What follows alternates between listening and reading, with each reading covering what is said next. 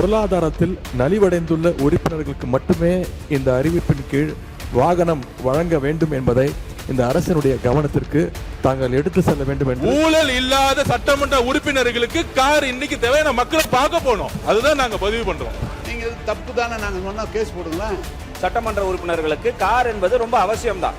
அந்த பத்திரம் வேணாம், நீங்க வாங்காத அப்படின்னு நாங்க சொன்னோம். எங்களோட துணைத்தர் அதான் சொன்னார். அதை புரிஞ்சுக்காம நேற்று முன்தினம் அரசு அறிவிச்சிருக்கிறது, அனைத்து சட்டமன்ற உறுப்பினர்களுக்கும் புதிய வாகனம் இந்த அரசு வழங்குவதாக முடிவெடுத்து அறிவிச்சிருக்கிறீங்க. எங்களுடைய திராவிட முன்னேற்ற கழகத்துடைய நிலைமை இந்த அரசுல சபையில் நான் பதிய வைக்க விரும்புகின்றேன். ஏற்கனவே தமிழ்நாடு அரசு கடும் நிதி நெருக்கடியில் இருப்பதாக மாண்புமிகு முதலமைச்சர் அவர்களே கூறி வருவதால் எங்களுடைய கழக தலைவர் மாண்புமிகு முன்னாள் முதலமைச்சர் திரு முத்துவேல் கருணாநிதி ஸ்டாலின் அவர்களின் அறிவுறுத்தலின் பேரில் திராவிட முன்னேற்ற கழகத்தைச் சேர்ந்த 59 சட்டமன்ற உறுப்பினர்கள் இவ்வாகனங்களை பெறுவதில்லை என்று முடிவெடுத்துள்ளோம். மேலும் அரசுக்கு ஏற்படுகின்ற தேவையற்ற செலவுகளை குறைக்கின்ற நோக்கத்தில் மாண்புமிகு சட்டமன்ற உறுப்பினர்கள் தங்களது தேர்தல் வேட்பு மனுவில் குறிப்பிட்டுள்ள பொருளாதார சூழலை கவனத்தில் கொண்டு பொருளாதாரத்தில் நலிவடைந்துள்ள உறுப்பினர்களுக்கு மட்டுமே இந்த அறிவிப்பின் கீழ் வாகனம் வழங்க வேண்டும் என்பதை இந்த அரசினுடைய கவனத்திற்கு தாங்கள் எடுத்து செல்ல வேண்டும் என்று கேட்டுக்கொள்கின்றேன். கையொப்பம் விட்டு இந்த கடிதத்தை உங்கள் மூலமாக அரசுக்கு கொடுத்துக்கிறோம். மாண்புமிகு நீர்வள மாண்புமிகு பொதுப்பணித்துறை அமைச்சர் அவர்கள். பேரவைத் தலைவர் அவர்களே, எங்களுடைய அரசினுடைய முதலமைச்சருடைய நோக்கம் புதிதாக தேர்ந்தெடுக்கக்கூடிய மக்கள் மட்டுமல்ல, இதே சட்டமன்றத்தில் ஏழ்மையா இருக்கக்கூடிய சட்டமன்ற உறுப்பினர்களும் இருக்கிறாங்க. அதுல முக்கியமாக விடுதலை சிறுத்தைகள் கட்சியுடைய சட்டமன்ற உறுப்பினர் அங்கிருந்து வரும்போது பஸ்ல தான் வந்துட்டு போறாரு. என்ன பிரச்சனை? பேசாதீங்க, தயவுசெய்து குறுக்க யாரும் பேசாதீங்க. திமுக காலையில இருந்து என்ன பிரச்சனை தெரியலையே. நீங்க பேசுங்க. எதிர்கட்சி தலைவர் ஒருவர் பதில பதிவு பண்ணா நாங்க அது பதிவு பண்றோம். பண்ணுங்க. அப்ப விசிகேல இருந்து ரொம்ப ஏழ்மையா இருக்கக்கூடிய ஒரு உறுப்பினர் கேட்கிறாரு. அவருடைய குரல் யார் யாரெல்லாம் பஸ்ல வராங்க, யார் யாரெல்லாம் ட்ரெயின்ல வராங்க, அவருடைய குரலா இருந்துச்சு. அப்ப முதலமைச்சர் அனௌன்ஸ் பண்ணும் பொழுது பொதுவா அவையை பொறுத்த வரைக்கும் எல்லோரும் சமம்னு நினைக்கக்கூடிய ஒரு முதலமைச்சர், அதுதான் ஒரு புரோட்டோகால். அப்ப எங்க பொதுச்செயலாளர்கிட்ட கார் இருக்கு, என்கிட்ட கார் இருக்கு, இங்க இருக்கக்கூடிய எல்லாருக்கும் கார் இருக்கு. நாங்க போய் சட்டமன்ற உறுப்பினர் கார் வேணும்னு கேட்க போறது இல்ல. இது ஒரு அடிப்படையா இருக்கவங்களுக்கு புரிதல் இருக்கும். அரசியலா நினைச்சாதான் இது அரசியல். எங்க ஏழ்மையா இருக்காங்களோ அவங்க விண்ணப்பத்தை கொடுப்பாங்க. இது சட்டமன்ற உறுப்பினர்களுடைய ஒரு உரிமையா மாற்றப்பட்டு தமிழக வெற்றி கழகத்தில் யார் யாருக்கெல்லாம் கார் இருக்காங்களோ நாங்க யாருமே கார் கேட்க போறது இல்ல. இதுதான் எங்களோட நிலைப்பாடும். இதுதான் எங்களோட நிலைப்பாடும். எங்க கிட்ட 2-3 கார் இருக்கு, நாங்க போய் சட்டமன்ற உறுப்பினர் கார் கேட்க போறது இல்ல. நம்ம மன்னார்குடி எம்எல்ஏ சொன்னாரு, என்கிட்ட 4 கார் இருக்கு, ஆனா என்னுடைய தனிப்பட்ட கார்ல போகும்போது அரசு அதிகாரிகள் முன்பு அரசு கார்ல போனா நான் ஒரு மரியாதை இருக்கு. இப்ப மாண்புமிகு எதிர்கட்சி தலைவர்கிட்ட 2-3 வீடு இருக்கு, ஆனா அரசு பங்களால இருக்கிறாருல்ல. அவர் லெட்டர் என்கிட்ட தான் கொடுத்தாரு, பொதுப்பணித்துறை அமைச்சரா என்கிட்ட தான் கொடுத்தாரு. எனக்கு அரசு துறையுடைய பங்களா வேணும்னு கொடுத்தாரு. உடனே நம்ம கேட்க முடியுமா?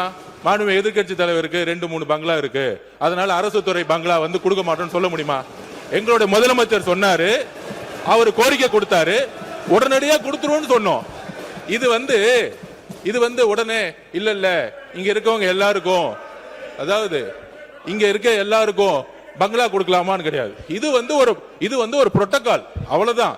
இந்த புரோட்டோகால்ல அமைச்சர்களுக்கு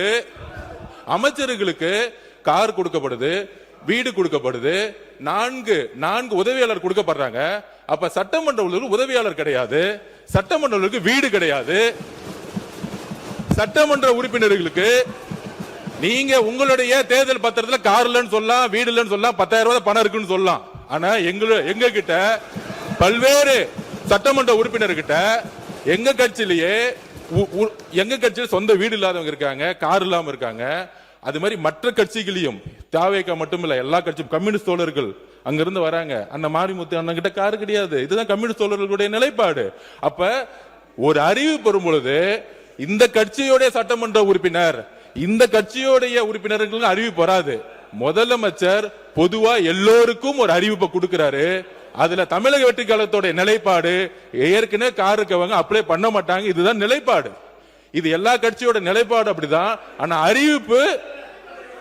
அறிவிப்பு தனி செயலாளர்ங்கிற அறிவிப்பு ஒரு சட்டமன்ற உறுப்பினர் 3 லட்சம் மக்களை போய் பார்க்க வேண்டிய நிர்பந்தம் இருக்கு, அவரோட தொகுதிக்கு போக வேண்டிய நிர்பந்தம் இருக்கு, ஊர்ல இருந்து வர வேண்டிய நிர்பந்தம் இருக்கு.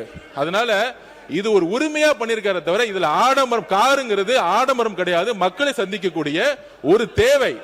ஊழல் இல்லாத சட்டமன்ற உறுப்பினர்களுக்கு கார் இன்னைக்கு தேவையான மக்களை பார்க்க போனோம், அதுதான் நாங்க பதிவு பண்றோம். மாண்புமிகு யார் பேச 2 பேர். மாண்புமிகு உறுப்பினர் முன்னாள் அமைச்சர் KN நேரு அவர்கள். பேரவைத் தலைவர் அவர்களே, மாண்புமிகு எதிர்க்கட்சி தலைவர் அமைச்சர் அந்தஸ்தில் இருக்கிறார். அவருக்கு அது அவருடைய உரிமை, அரசாங்கம் தருகிறது. எனவே அந்த வீடு கொஞ்சம்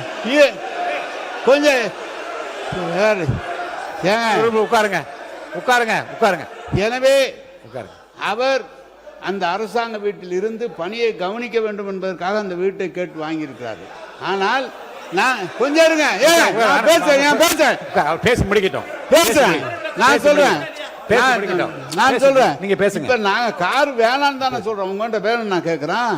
கார் வேணான்னு சொல்றேன், அவர் சொல்றாரு 2-3 கார் வச்சிருக்கான், இங்க கூட அந்த நிலையில் தான் இருக்கு அப்படிலாம் சொல்றாரு. நான் கார் வேணாம், ஏற்கனவே அரசாங்கம் செலவு வைக்குது, கார் வேணான்னு சொல்றேன்.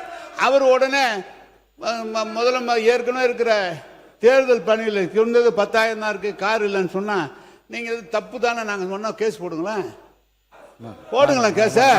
ஏங்க உண்மைதானே சொல்றேன், உண்மை. தேர்தல் நிற்கும் போது கொடுக்குற அவிடவிட்ல என்ன இருக்காதான் அதை கொடுக்க முடியும். எனவே எதை எடுத்தாலும் ஒரு குதர்க்கமாக பேசினா எப்படி சரியா இருக்கும்? அவரு நீங்க வீட்டில் வந்து காரு வேணான்னு தானே சொல்றோம், உங்களுக்கு செலவு கம்மி பண்ணுன்னு தானே சொல்றோம்.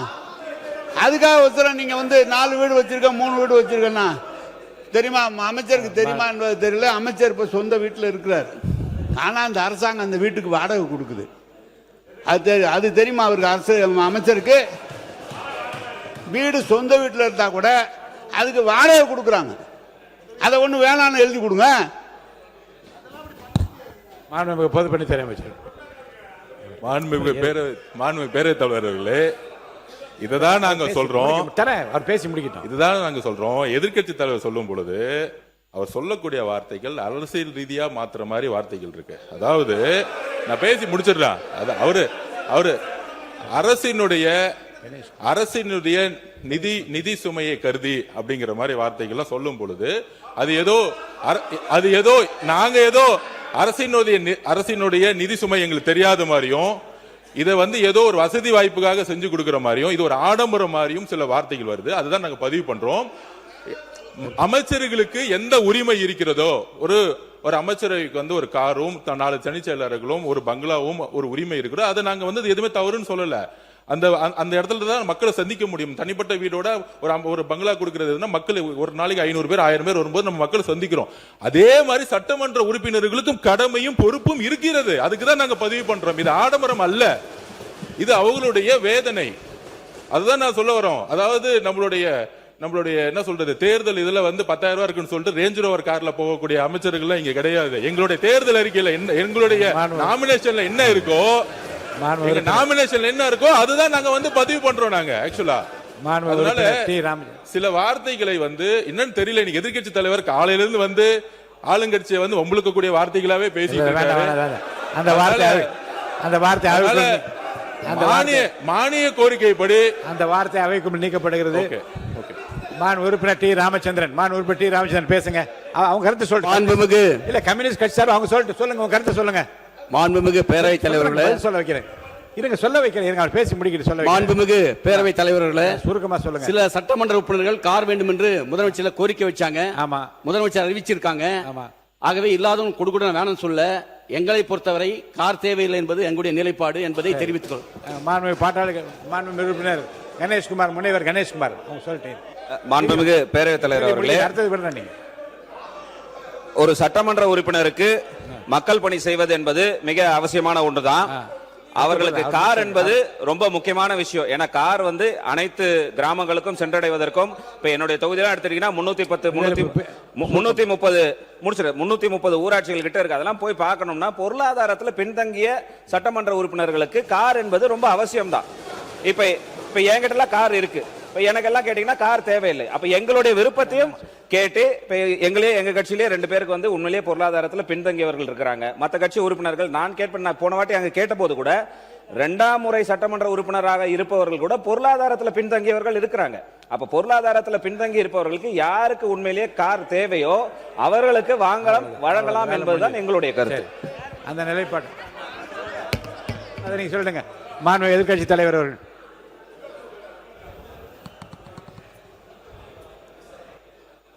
பேரவைத் தலைவர் அவர்களே, எங்களுடைய தலைவர் இதை அரசியல் செய்வதற்காக கிடையாது.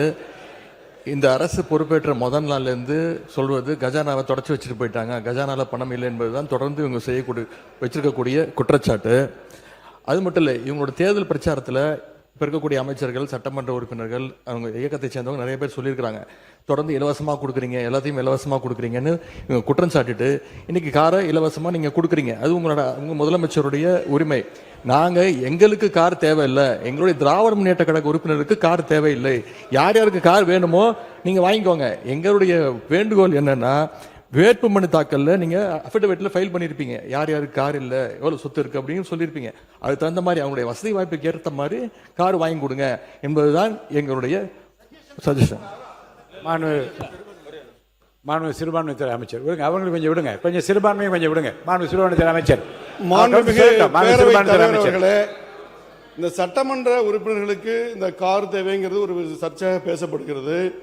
பல ஆண்டுகளுக்கு முன்பே மாண்புமிகு முன்னாள் முதலமைச்சர் டாக்டர் கலைஞர் கருணாநிதி அவர்களால் 300க்கும் அதிகமான யூனியன் சேர்மன்களுக்கு அரசு சார்பில் வாகனம் வழங்கப்பட்டுச்சு. இது ஒன்றும் புதுசு இல்லை. அப்போல்லாம் நிதி நிலைமை அப்பவும் இப்படி தான் இருந்தது.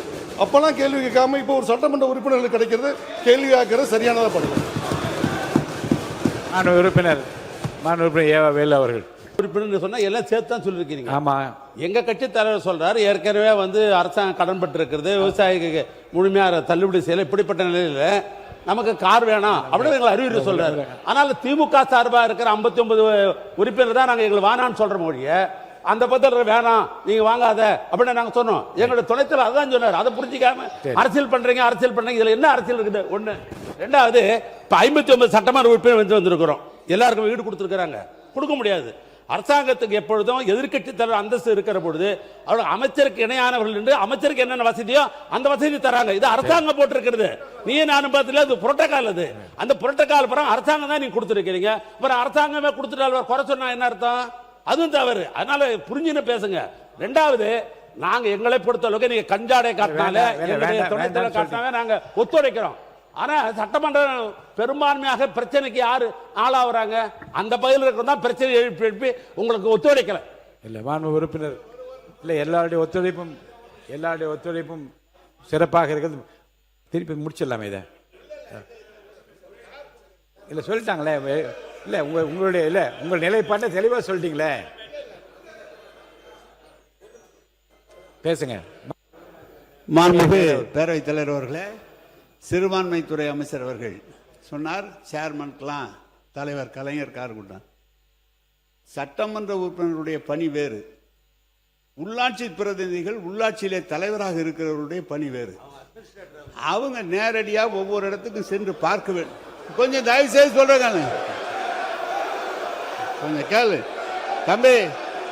உள்ளாட்சித்துறை அமைச்சர் கொஞ்சம் இருங்க. காரு எங்களுக்கு வேணான்னு சொன்னதுக்கே இவ்வளவு கோவப்படுறீங்க. கொடுத்தேன்னு சொல்றாரு. ஒரு உள்ளாட்சி துறையில சேர்மனா இருக்கிறவரு, 30 பஞ்சாயத்தை பார்க்கிறவரு, 30 பஞ்சாயத்தை நிர்வாகத்தை பார்க்கிறவர். சார், செக் பவர் உங்களுக்கு இருக்கா?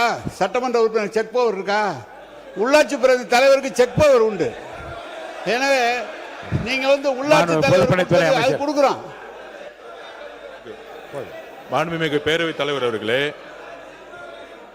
மாண்புமிகு பேரவைத் தலைவர் அவர்களே, அண்ணா ஒரு நிமிஷம்